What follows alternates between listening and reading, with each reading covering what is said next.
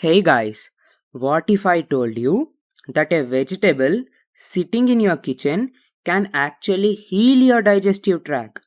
Yes, guys, I'm talking about cabbage. So, if you are suffering from constant gut inflammation, or gastritis, or stomach ulcers, IBS, ulcerative colitis, or even Crohn's disease, cabbage juice can seriously help you out.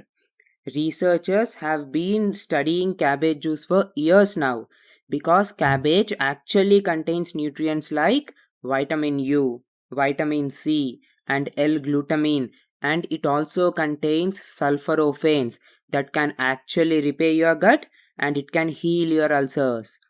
But here is what most people don't know. How much cabbage juice should you drink? Should it be a raw cabbage juice or a cooked one? These are the questions that actually matter to you.